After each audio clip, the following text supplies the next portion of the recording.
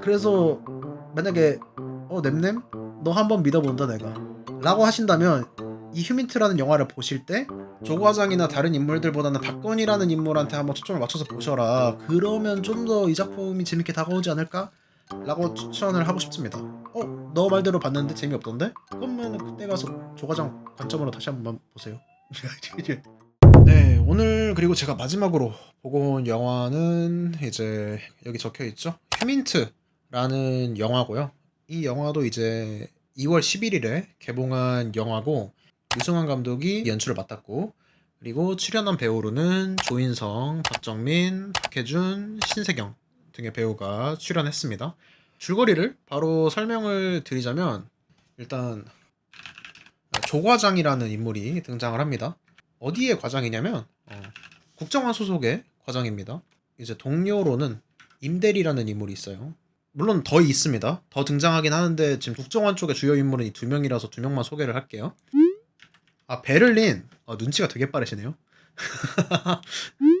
베를린 같냐고요? 사실상 베를린 후속작이라고 봐도 무리가 없습니다.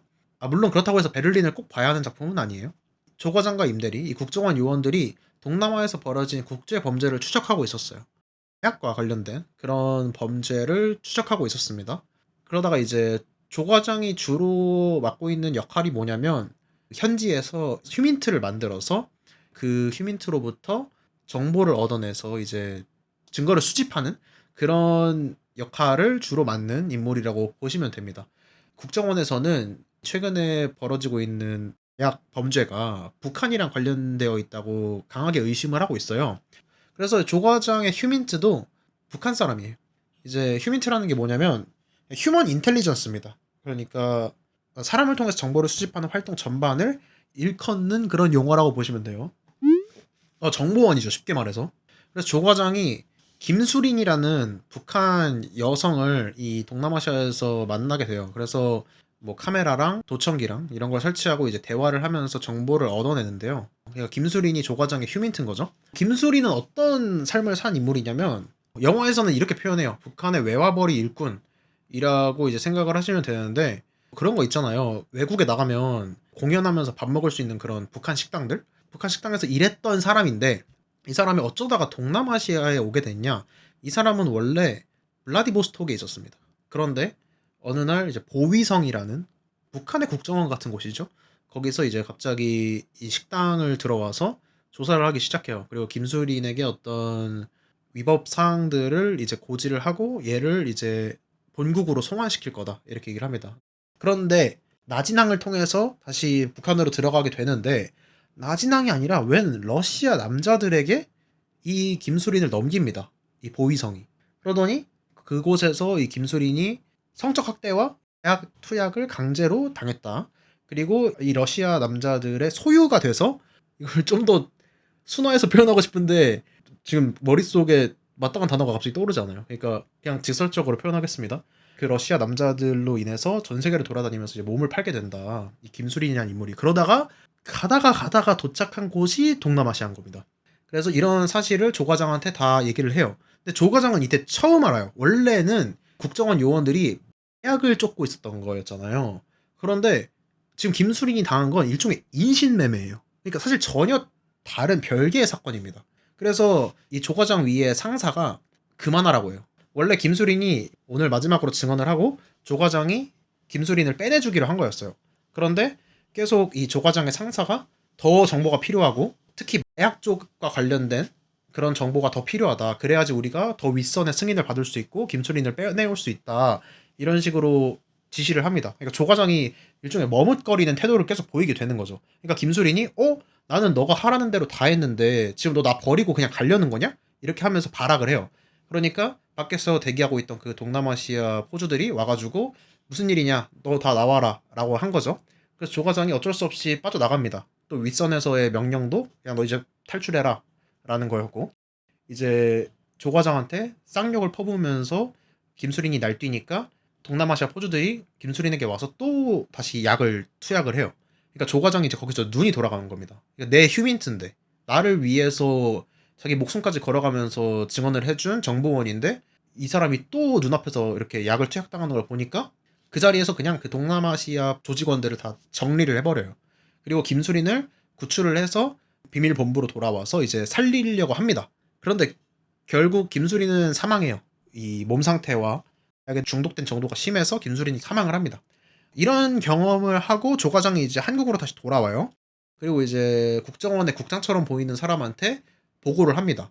이게 인신매매랑도 연관이 되어 있다는 걸 알게 됐다. 이걸 국장한테 보고를 해요. 그랬더니 국장이 그 부분도 흥미롭다.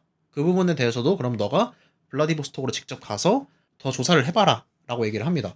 그래서 이 조과장과 임대리 두 명이 블라디보스톡으로 가게 됩니다.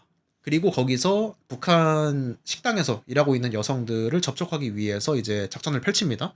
그러다가 만나게 된 사람이 바로 최선화라는 인물이고, 최선화는 이제 뭐 여기서 서빙도 하고 공연도 하는 그런 종업원이고요. 조과장과 임대리는 이제 최선화를 자신의 휴민트로 만들기 위해서 이제 작전을 펼치기 시작하는 거죠. 북한의 외화벌이 일꾼들은 도망가기 쉽잖아요, 사실. 상대적으로.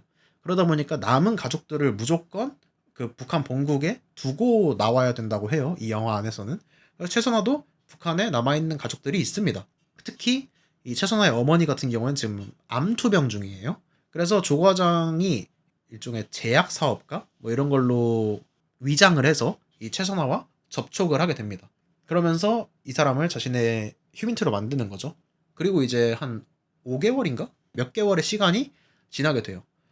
이제 다른 얘기가 또 진행이 되는데, 이 블라디보스톡에도 영사관이 있을 거 아니에요. 그리고 북한의 영사관도 있을 거고요. 이 북한의 영사관에 박건이라는 인물이 찾아오게 됩니다. 이 사람은 뭐 하는 사람이냐면 북한 보위성 조장이에요. 뭐 쉽게 말하면 북한의 비밀 기관의 요원인 거죠. 북한에서는 이 인신매매 사실을 인지했어요. 그래가지고 이거에 대해서 이제 조사를 해봐라 라고 하고 박정민을 파견을 한 겁니다. 그래가지고 이제 총영사관에 가게 되는데 거기서 황치성이라는 인물을 만나게 돼요. 아, 인물 많다. 이 사람은 북한의 블라디보스토크 총영사다. 그래서 마침 이 사람이 누굴 체포해서 두고 있었냐면 이제 러시아를 통해서 블라디보스토크를 통해서 탈출하려고 하는 그런 탈북민들이 있었어요. 그리고 그 탈북민들이 탈북을 할 수 있도록 도와주는 브로커가 있고요. 근데 이 브로커가 사실은 이 사람들을 탈북시켜주는 게 아니라 이 사람을 그 러시아 남자들한테 넘기고 있었던 거예요. 김수린한테 그 모진 일을 당하게 한 그 러시아 남자들한테 탈북민들을 넘기는 그런 브로커가 있었던 겁니다. 엄밀히 말하면 박건이 체포를 해요. 박건이 체포를 해서 총영사관으로 데리고 갑니다. 박건이 얘를 고문해서 진실을 알아내려고 하는데 이 황치성이라는 사람이 되게 특이한 고문 방식을 사용하거든요. 얘가 와가지고 너한테 특별히 자기 반성을 할 수 있는 기회를 주겠다. 종이 뭉치랑 펜을 주면서 여기에 다 써라. 너의 죄를 다 고백해라. 이렇게 얘기를 하고 빽빽하게 깜지 같은 걸 쓰게 시키거든요. 그게 얘의 고문 방식이야. 얘가 깜지를 쓰게 시킨 다음에 박건 동무 블라디보스톡에 왔는데 뭐 밥이나 한 끼 하러 갑시다 하고 둘이 같이 나가요. 나가서 북한 식당으로 갑니다. 그리고 북한 식당에서 최선화를 만나게 돼요. 그런데 최선화랑 박건은 사실 아는 사이야. 둘은 아는 사이예요. 그리고 느낌을 보니까 전 애인 같아. 옛날에 둘이 사귀었다가 헤어졌던 것 같아. 전 남친, 전 여친이야. 거의 결혼까지 생각한 뭐 그런 사이인 것 같아. 그래서 되게 어색어색하게 이렇게 인사하고 헤어져요. 그런데 박건이랑 홍치성이랑 막 이런저런 얘기를 하다가 갑자기 박건한테 전화가 걸려오는데 체포한 그 브로커가 죽었다는 겁니다. 그래서 박건이 부랴부랴 다시 총영사관으로 이제 가보니까 걔가 진짜 죽어있어. 그 브로커가. 그리고 사실은 박건이 철두철미한 인물이기 때문에 이 황치성 몰래 도청기도 심어놨거든요. 그런데 그것까지 다 박살나 있어. 그런 상황에 처하게 됩니다. 자, 그래서 어떻게 되냐. 지금 내용을 대충 들으시면 아시겠지만 결국에 국제마약 범죄가 지금 블라디보스토크에서 벌어지고 있는 북한인 인신매매 범죄와 굉장히 밀접한 연관을 가지고 있고, 그리고 그 북한인 인신매매 범죄는 이 황치성이라는 인물과 굉장히 밀접한 연관을 가지고 있는 걸로 보이죠. 그러니까 이 영화를 보면 사실상 얘가 자 브로커야 나 박건이랑 밥 먹고 올 테니까 깜지 쓰고 있어 라고 하고 데리고 나간 다음에 사실상 죽인 거야. 그 브로커를. 어떤 진실을 은폐하기 위해서. 그렇기 때문에 이 북한인 인신매매 범죄가 황치성이라는 인물과 굉장히 깊은 연관을 가지고 있다. 그리고 박건은 그걸 조사하러 온 사람이기 때문에 황치성 입장에서는 눈엣 가시 같은 인물이겠죠. 그래서 이 황치성이 최순화를 조사하기 시작합니다. 왜냐면 아까 식당에서 얘네 둘이 뭔가 그 이상한 분위기를 풍겼잖아. 둘이 뭔가 느낌이 좀 세잖아.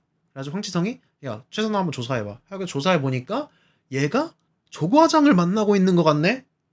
얘가 국정원 쪽 애랑 뭔가 내통을 하고 있는 것 같네 라는 일종의 증거 같은 걸 발견을 합니다.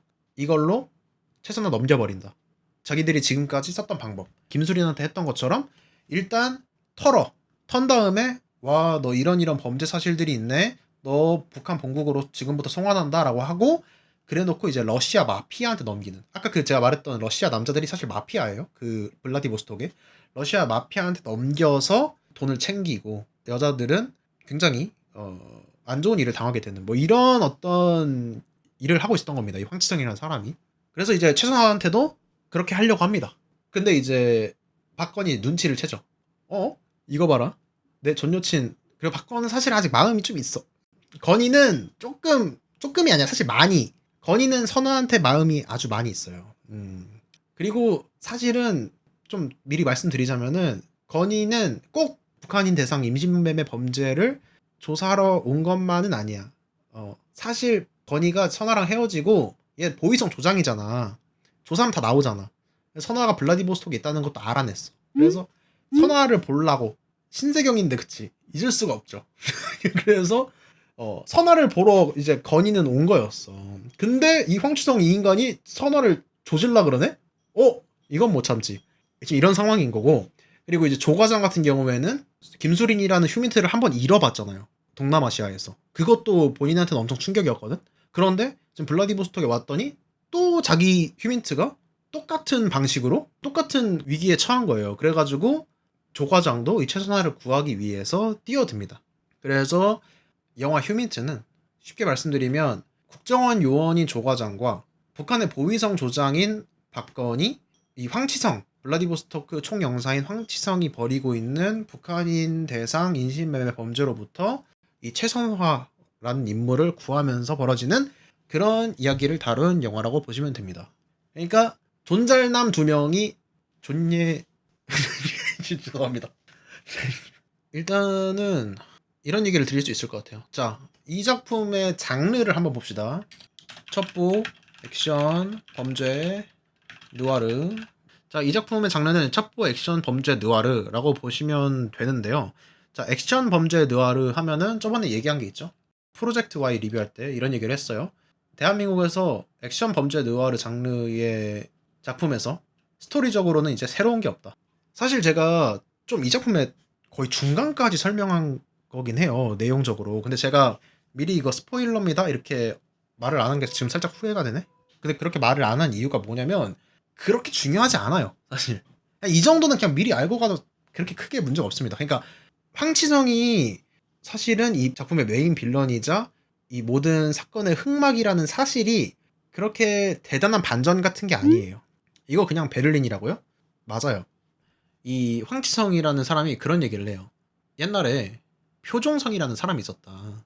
이 사람이 베를린에서 자기 아내 잃고 어쩌고저쩌고 해가지고 그게 북한 수뇌부들 탓이다라고 생각한 다음에 눈깔 돌아가지고 베를린에서부터 북한으로 들어가기 위해서 이제 블라디보스토크까지 왔다가 러시아 바다 아래로 가라앉았다. 그만큼 이 블라디보스토크가 아주 살벌한 곳이다 이렇게 얘기하거든요. 근데 표종성이라는 사람이 그 베를린 주인공이에요. 같은 세계관 안에 있다고 보시면 됩니다. 이거 그냥 베를린인데 맞습니다. 이거 그냥 베를린 2예요 사실상. 그래서 내용적으로 봤을 때는 새로운 게 없다. 뭐 대단한 반전이 있다거나 아니면은 스토리 전개가 굉장히 밀도 있다거나 그렇진 않습니다.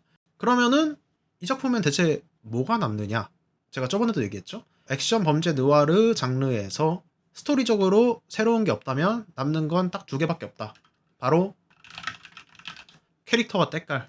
이거밖에 안 남는다.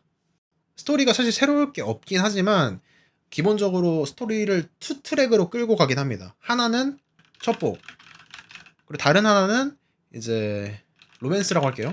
이 두 가지 이야기로 스토리를 끌고 나가요.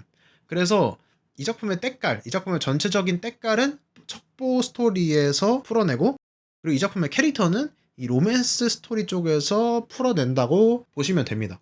일단 좋았던 점부터 말씀드리면, 저는 개인적으로 만족했어요. 이 정도면은 매력적인 캐릭터와 매력적인 때깔을 만들어냈다. 그쵸? 박정민이 로맨스 끓여주길 바랬는데 여기서 끓여주네. 관객의 니즈를 완벽하게 파악했죠? 이 작품은 굉장히 하드보일드하고 굉장히 무거운 분위기로 쭉 끌고 가고 있어요. 베를린도 그렇잖아요. 처음부터 끝까지 굉장히 진지하고 무겁고 어떻게 보면 어두운 그런 분위기로 이야기를 계속 끌고 갑니다. 그런데 이게 되게 좋았어요. 어떤 부분에서 좋았냐면은 이 로맨스 스토리가 있다고 했잖아요. 이 로맨스 스토리에서 캐릭터가 굉장히 매력적으로 드러난다고도 얘기했고, 뒤에서 더 자세하게 얘기하겠지만, 근데 그 어떤 괴리감이 느껴진달까? 그러니까 미리 말씀드리자면은 조과장은 되게 휴머니즘적인 인물이에요. 그리고 박건 같은 경우는 아까도 얘기해서 아시겠지만 뭐 순애주의자예요. 그냥 순애복, 최선화를 향한 순애를 가지고 있는 그런 인물인데, 그런 어떤 따뜻한 캐릭터성에 비해서 다른 쪽에서 진행되고 있는 이 첩보 쪽 스토리가 무게감을 잡아주고 있기 때문에 일종의 갭 차이가 발생하고, 거기에서 이 작품의 매력이 좀 더 잘 드러나게 되는 것 같아요. 건물 사이에 피어난 장미 뭐 이런 거 있잖아요. 그런 느낌. 그런 때깔을 이 작품은 추구를 하고 있다. 그게 굉장히 좋았어요. 하나 더 덧붙이자면 위태로운 느낌을 많이 주거든요. 그거를 어디서 느꼈냐면은 그런 조명을 굉장히 많이 쓰더라고요. 그러니까 사선으로 얼굴의 일부분만 조명으로 비추는 그런 장면이 되게 많거든요. 그런 장면에서의 어떤 조명 연출이 인물의 어떤 위험성, 인물의 위태로움 뭐 이런 거를 부각시키는 그런 인상도 받았습니다. 뭐 이런 요소들이 모여서 이 작품의 때깔은 굉장히 무겁고 위태롭고 뭐 이런 분위기를 추구한다라고 보시면 될 것 같고, 그리고 자 사실 이게 핵심입니다. 로맨스 스토리. 이 작품은 첩보의 탈을 쓴 멜로 영화라고 보셔도 될 것 같은데, 가장 얘기하고 싶은 건 사실 이 캐릭터예요. 박건. 이 캐릭터에 대해서만 얘기해도 괜찮습니다. 저 박정민 배우 되게 좋아하잖아요. 팬인데 이 박정민 배우가 연기하는 박건이라는 캐릭터가 좀 안 어울린다고 생각했어요. 초반에는 박건이라는 인물과 박정민 배우가 안 어울린다고 생각했어. 왜냐면 아까 얘기했잖아요. 이 작품의 때깔이 굉장히 무겁다. 그런데 그 중에서도 박건은 더 무거운 캐릭터거든요. 그러니까 무거운 작품 분위기 속에서도 가장 무거운 인물이에요. 근데 뭔가 제가 지금까지 가지고 있었던 어떤 박정민 배우의 이미지? 뭔가 이런 것들이 이 정도의 무게감까지는 아니었다고 생각해요. 제가 제 개인적으로는. 그래서 초반에는 되게 좀 안 어울린다고 생각했어. 오히려 그냥 이미지적으로 생각했을 때 얼마 전에 왕과 사는 남자에서도 얘기한 유지태 배우 같은 캐릭터한테 더 잘 어울린달까? 아니면은 전작인 베를린에서 나왔던 뭐 하정우 배우라거나, 그러니까 좀 어떤 외적인 모습에서부터 위압감이나 어떤 공포감을 조성할 수 있는 배우가 더 박건이라는 인물이랑 어울리지 않나? 라고 생각을 했었거든요. 그런데 이 작품이 진행되면 진행될수록 박건이 박정민인 이유가 있구나 라는 생각이 들게 됩니다. 근데 그게 당연히 이제 이 로맨스 스토리 쪽이 후반으로 가면서 점점 더 부각되고, 그러면서 이거는 대체 불가능하다라는 생각이 들었어요. 그래서 이 부분이 일단 되게 좋았습니다. 처음에는 되게 의구심이 들었는데 작품을 보면서 실시간으로 박정민 배우가 연기하는 박건이라는 인물한테 설득되고 있는 나 자신을 느끼는 게 흥미로웠어요. 이 영화에서. 그래서 박건이라는 인물 굉장히 매력적인 캐릭터다. 진짜 어떻게 이렇게 하지? 로맨스 첨가로 그렇게 된 건가요? 그렇죠. 그러니까 첩보랑 로맨스가 투 트랙으로 흘러가는데 초반에는 첩보가 더 위에 있고 로맨스가 아래 숨어 있어요. 근데 이 작품이 진행되면 진행될수록 이 두 개가 교차하는 겁니다. 그러면서 나중에 이 로맨스 부분이 위로 올라오고 첩보 부분이 아래로 깔리는 순간 이 캐릭터의 매력들이 이제 빛을 발하기 시작하는 거예요. 그래서 굉장히 매력적이었다. 그 중에서도 특히 박건. 근데 제가 이걸 왜 꼭 말씀드리고 싶었냐면은 이걸 알고 보시면 더 좋을 것 같아요. 아닌가? 영화가 시작을 하면 우리는 이 영화에서 가장 먼저 등장한 인물이 주인공이라고 생각하게 되는 경향이 커요. 실제로 그런 경우가 대부분이고요. 그리고 이 영화가 시작하면은 제가 줄거리 설명해드린 대로 조과장이라는 인물이 가장 먼저 등장합니다. 그런데 이 작품의 주인공은 사실상 박건이다. 그래서 이 영화에서 박건이라는 인물이 처음 등장하는 부분에서부터 이 인물한테 좀 더 포커스를 맞춰서 영화를 보시면 이 영화를 좀 더 재밌게 볼 수 있지 않을까라는 생각이 들었어요. 뭐 이 영화에 대한 아쉬움일 수도 있는데 저는 영화 시작하면 조과장이 등장하니까 아 그럼 이 사람이 주인공인가 보다 하고 이 사람의 관점에서 영화를 쭉 따라갔는데 영화가 끝나니까 오히려 아 이거 박건의 관점에서 영화를 봤어야지 맞는 거네라는 생각이 들었거든요. 물론 그런 거에 맞고 틀림은 없지만 저는 그랬으면 더 좋았겠다라는 생각이 들더라고요. 박건의 관점에서 이 작품을 즐겼으면 더 좋았겠다라는 생각. 두 번 보게 만들려고 한 걸지도 모르겠어요. 진짜 말씀하신 것처럼. 그래서 만약에 냄냄 너 한번 믿어본다 내가 라고 하신다면 이 휴민트라는 영화를 보실 때 조과장이나 다른 인물들보다는 박건이라는 인물한테 한번 초점을 맞춰서 보셔라. 그러면 좀 더 이 작품이 재밌게 다가오지 않을까? 라고 추천을 하고 싶습니다. 너 말대로 봤는데 재미없던데? 그러면 그때 가서 조과장 관점으로 다시 한번 보세요. 근데 저는 그렇게 생각했다. 그 정도로 박건이라는 인물이 매력이 있었다. 다른 인물들도 마찬가지고. 전체적인 내용이 조과장보다 박건에게 더 힘이 실려 있나? 맞아요. 사실상 조과장은 관찰자적인 포지션입니다. 박건이 좀 더 이 작품의 중심에 위치해 있다고 보시면 되고 사실 베를린도 그랬어요. 제 기억으로는. 사실 너무 오래된 영화라서 잘 기억 안 나는데 한석규 배우가 이제 국정원 요원 같은 걸로 나오고 하정우 배우가 북한 소속의 요원으로 나오는데 한석규 배우가 맡은 그 역할이 관찰자적인 포지션이었고 하정우 배우가 맡은 표정성이라는 인물이 더 중심에 있는 인물이었거든요. 그러니까 이 영화에서도 마찬가지다라고 보시면 돼요. 구도가. 아무튼 이 영화의 캐릭터와 때깔 둘 다 어느 정도 만족했고 그리고 좋았던 점이 하나 더 있습니다. 뭐냐면 액션. 왜냐면은 첩보 액션 범죄 느와르 작품이니까 액션도 굉장히 중요한 요소 중에 하나겠죠. 이 작품의 액션이 어땠냐라고 했을 때 저는 되게 좋았어요. 처음 시작하자마자 그 조과장이 김수린을 지키기 위해서 동남아시아 어떤 조직원들이랑 싸우는 장면으로 시작하는데 거기서부터 와, 이 작품 액션 하나는 그냥 믿고 봐도 되겠구나 라는 생각이 들었어요. 어떻게 보면은 사실 제가 앞에서 얘기한 것보다 액션이 좀 더 메인인 것 같아요. 액션이 좀 더 메인 DC 같은 느낌? 그 정도로 액션이 되게 잘 뽑혔다라는 생각이 들더라고요. 좀 더 구체적으로 말씀드리면 잘 쳐맞아요. 이렇게 표현할 수밖에 없는데 잘 쳐맞는 액션. 때리는 것도 때리는 건데 진짜 맛있게 맞아요. 아파 보여. 그러니까 으, 아프겠다 이런 느낌. 그러니까 이렇게 설명해드리면 쉬울 것 같아. 대한민국에서 솔직히 액션 하면 누굽니까? 마동석이잖아요. 솔직히 지금은 마동석 액션의 특징은 뭐예요? 잘 때리는 거죠. 잘 때려서 와 아프겠다 이걸 유발하는 거잖아요. 근데 이 작품 같은 경우는 그 정반대의 포지션에 있다고 보시면 돼요. 잘 맞아서 와 아프겠다를 유발시키는 거예요. 근데 그게 정반대 포지션이라고 해서 나쁘다는 게 아닙니다. 정반대의 매력으로 액션을 잘 살린 케이스라고 생각해요. 어우 아파 보여요 이 액션. 근데 그 부분이 되게 흥미로웠어요. 그리고 그 액션을 보여주는 인물, 특히 총기 액션이 굉장히 많이 나오는데 그 부분도 흥미롭긴 했어요. 그런데 좀 더 이제 우리한테 시각적인 즐거움과 청각적인 즐거움을 주는 건 나이프나 뭐 주먹을 활용한 어떤 육탄전이라고 생각하거든요. 맨몸 액션 아니면 나이프 액션 이쪽이 좀 더 인상적이었다고 생각하는데 조과장이랑 박건이 구사하고 있는 어떤 액션 스타일이 미묘하게 다르다라는 생각이 일단 들었고 그 지점에서도 좋았고 이 캐릭터를 반영한 것 같아서 이 조과장과 박건의 상대로 러시아 마피아 보스가 나와요. 그 사람은 우리가 생각하는 그 러시아 마피아의 이미지 되게 덩치 크고 키 크고 막 그냥 주먹 한 방 한 방이 망치 같고 뭔가 이런 포지션으로 나오거든요. 그래서 이 세 인물의 서로 다른 어떤 액션 스타일을 보는 것도 이 작품에서의 좋았던 부분이라고 생각해요. 그래서 액션도 굉장히 좋았다.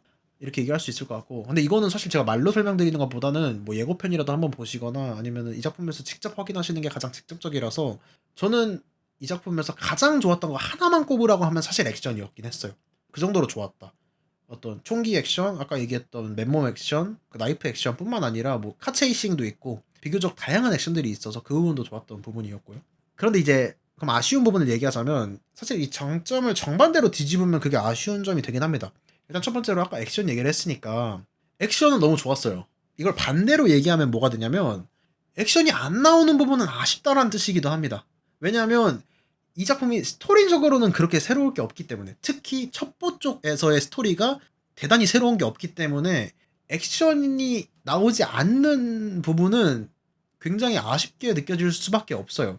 특히 이 작품의 어떤 아킬레스건 같은 부분이 하나 있는데, 이 작품의 초반과 클라이막스에 이제 액션이 위치해 있어요. 대부분의 액션이 위치해 있어요.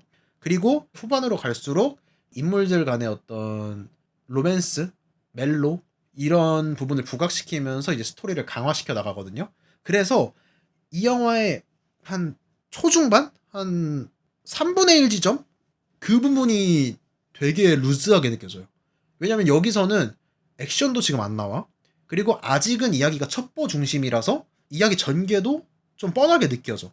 이 부분이 되게 좀 텅 빈 것 같이 느껴져요.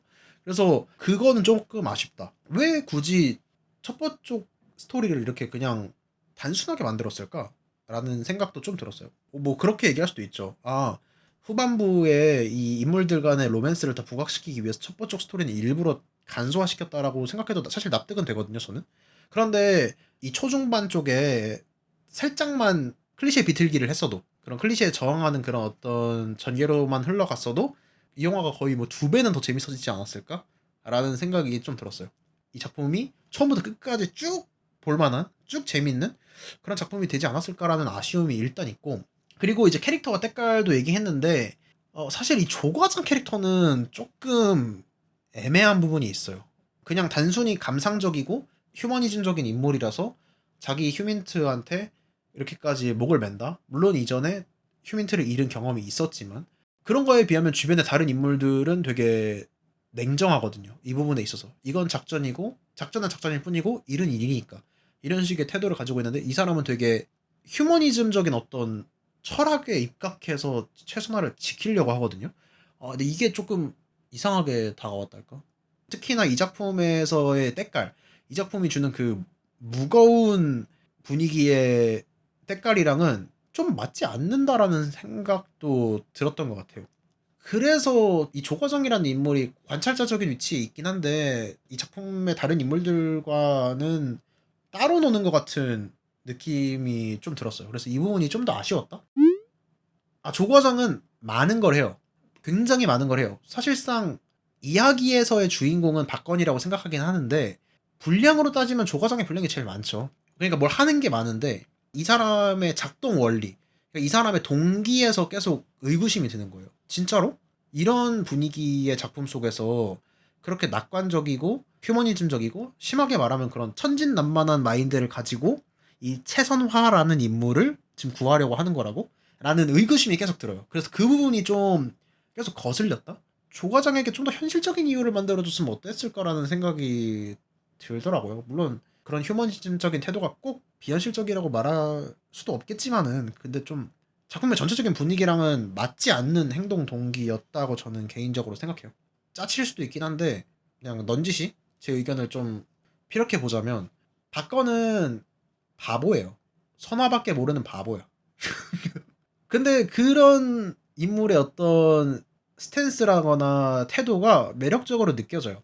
그리고 이 작품에서는 결국 그걸 전달하려고 하는 거잖아요. 이 두 인물의 위험하지만 바보 같은 어떤 사랑을 전달하고 싶은 거잖아요. 그러면은 조과장 쪽에서 그 정반대의 무언가를 보여줘서 이거를 더 극대화시킬 수 있지 않을까 싶은 느낌인 거죠. 그러니까 예를 들어서 조과장은 되게 휴머니즘적인 인물인데 만약에 이 사람이 되게 냉철한 인물이었다고 생각해 봅시다.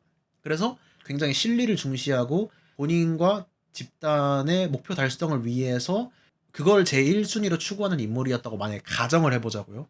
그러면은 이 사람은 자신의 어떤 목적을 위해서 최선화를 도와줄 거고 박건은 자신의 사랑을 위해서 최선을 도와주겠죠. 그러면은 이 대비가 좀 더 뚜렷하게 보이면서 박건이라는 그 인물의 사랑이 후반으로 가면 더 두드러지지 않았을까라는 생각은 있어요. 그리고 그 어떤 행동 동기, 인간은 실리를 추구하고 자신의 목적 달성을 위해서 뭐든지 하는 건 어떤 이런 블랙 요원의 이미지랑도 좀 결부되잖아요. 그래서 이 작품 전체적인 분위기랑도 결부되고 그런 식으로 구성했으면 좋지 않았을까? 근데 이건 물론 되게 1차원적이고 그냥 이렇게 됐으면은 오히려 이 작품이 더 그냥 뻔해졌을 수도 있긴 해요. 그런데 뭐 아무튼 이런 식으로라도 좀 더 이 조과장이라는 인물이 작품 분위기랑도 맞고 그리고 이 박건이라는 인물을 더 돋보이게 해줄 수 있는 그런 인물이었으면은 좋지 않았을까라는 생각이 한편으로는 들었습니다. 이 부분은 좀 아쉬웠다라고 얘기할 수 있을 것 같아요. 조과장과 최순아요? 거의 뭐 5개월 동안 알았어요. 차라리 진짜 더 오래 알았어. 뭐 한 2년 동안 알았어. 그러면은 그래 정이라는 게 있지. 한국인의 정이라는 게 있지라고 생각할 만한데 단 몇 개월의 시간 만에 자신의 목숨까지 걸어가면서 이 휴민트를 지키려고 한다? 아 그럴 수는 있는데 그럼 이 인물은 너무 휴머니즘적인 인물이지 않은가? 그게 좀 이 작품이랑은 안 어울렸어요 개인적으로는. 그래서 조과장이 좀 따로 놀았다. 그렇죠. 뭐 북한 사람이기도 하고 상대가. 그리고 그게 있어요. 제가 이 임대리라는 인물 거의 언급 안 했잖아요. 그럼에도 불구하고 써놓은 이유가 있습니다. 뭐냐면 그래서 저는 사실은 이 임대리라는 사람한테 좀 더 공감이 갔어요. 이 사람은 이제 우리가 생각하는 어떤 티피컬한 그런 국정원 요원 같은 느낌이에요. 원칙을 지키는 거를 원하고 우리가 이번 작전에서 설정한 목표, 그 목표를 위해서 행동하고 만약에 휴민트가 위험에 처해? 그런데 그 휴민트를 구하러 가는 게 오히려 우리 작전의 목적 달성에 방해가 돼? 아니면은 걸림돌이 돼? 그러면은 휴민트는 포기해야 된다고 생각해. 뭐 이런 식의 철학을 가진 인물이거든요. 근데 작품 전체적으로 봤을 때 임대리가 옳은 인물이다 라고 말하기는 어렵지만 사실 작품이 진행되는 동안에는 임대리라는 인물 쪽에 좀 더 공감이 됐던 것 같아요. 그리고 임대리란 인물이 이 작품 전체적인 분위기랑도 더 어울리지 않나? 이 스탠스가? 그런 생각도 들었고요. 임대리라도 있어서 다행이었다. 임대리 없이 조과장 혼자 블라디보스토크에 온 거였으면 진짜 국정원 진짜 바보처럼 보일 수도 있었겠다. 그럼 국정원의 미션은 좀 해결이 되냐? 딱하고 인신매매에 관해 가지고 이렇게 말씀드릴 수 있을 것 같아요. 사실 첩보라는 소재에서 지금 방금 말씀하신 어떤 내용들이 나오는 거잖아요. 대학 범죄라거나 인신매매 범죄 같은 것들. 이렇게 말해도 될라나? 일종의 맥거핀 같은 거라고 보시면 돼요. 저는 그게 사실은 이 두 인물의 로맨스를 숨기기 위한 장치였다고 생각해요. 그래서 그렇게 중요하지 않아요. 생각보다.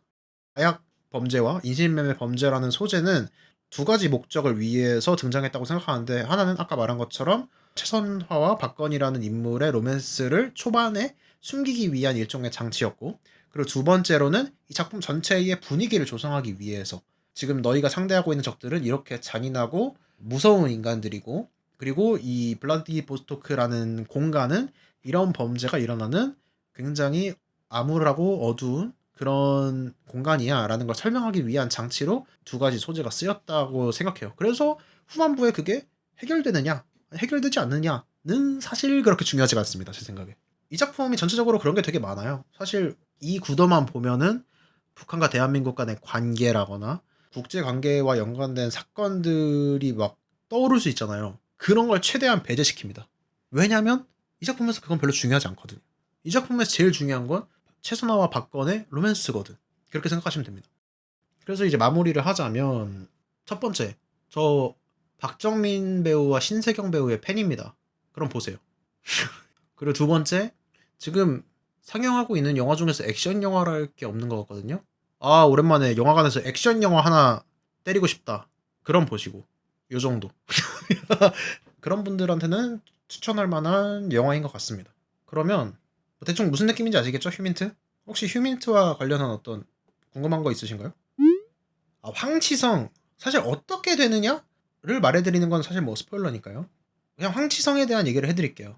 어떻게 보면은 제가 박건이 굉장히 무게감 있는 역할이라고 얘기하긴 했는데 선역 쪽에서의 중심 인물이 박건이면은 악역 쪽에서의 중심 인물은 당연히 이 황치성이란 인물이에요.